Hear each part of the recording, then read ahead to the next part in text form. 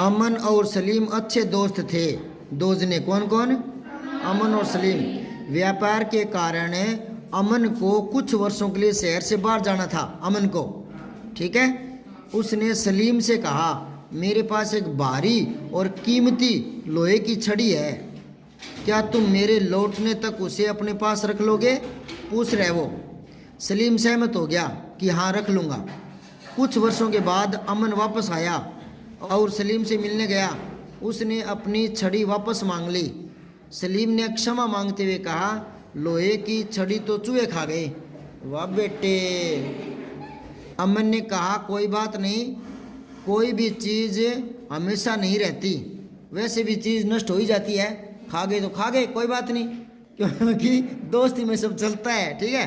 तुम अपने पुत्र अनस को मेरे साथ भेज दो, मैं यात्रा से जो उपहार तुम्हारे लिए लाया हूँ वह उसके साथ भेज दूंगा। सलीम ने अनस को अमन के साथ भेज दिया, अपने बेटे को।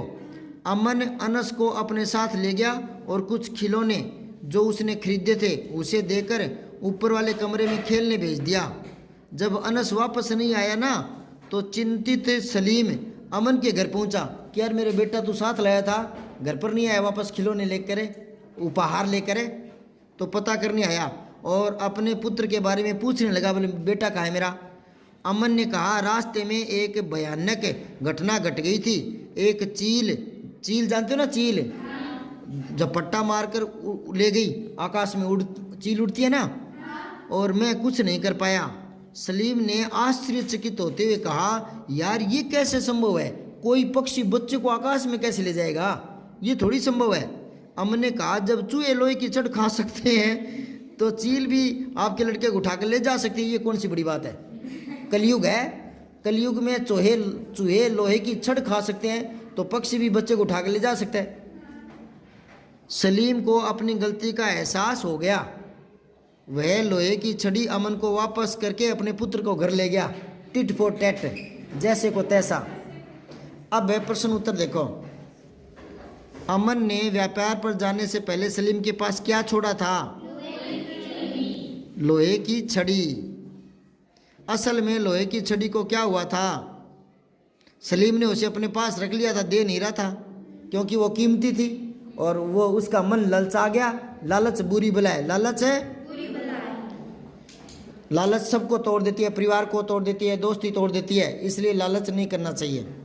सलीम के अनुसार छड़ी के साथ क्या हुआ था? छड़ी के साथ क्या हुआ था? सलीम के अनुसार तो चूहों ने खा लिया था, है ना।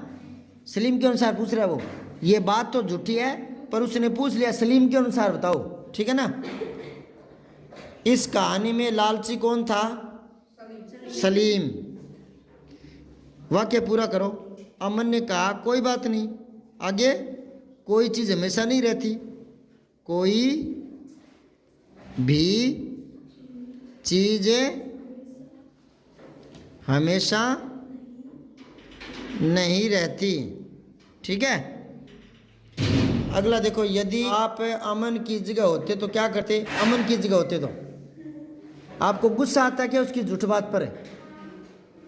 तो एक बार लिख देना कि गुस्सा आता, लेकिन हम भी उसी तरीके का सबक सिखाने का कोई कार्य करते। लिखो, एक बार तो हमें सलीम की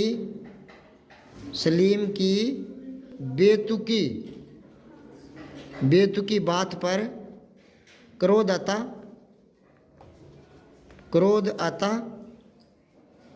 लेकिन हम लड़ाई न करके उसे दोस्ती का वास्ता देते।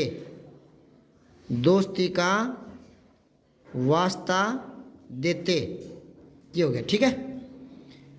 अब आओ 52 कार्यपत्रक। व्यवहारिक व्याकरण, मुहावरों का प्रयोग कर पाना। मुहावरे समझते हो क्या? मुहावरे वाक्य नहीं होते, वाक्यांश होते हैं, उनका अपना कोई अर्थ नहीं होता, वो वाक्य में आकर अर्थ दिखाते हैं। जैसे आपने हमारी पार्टी में पधार कर 4 चांद लगा दिए।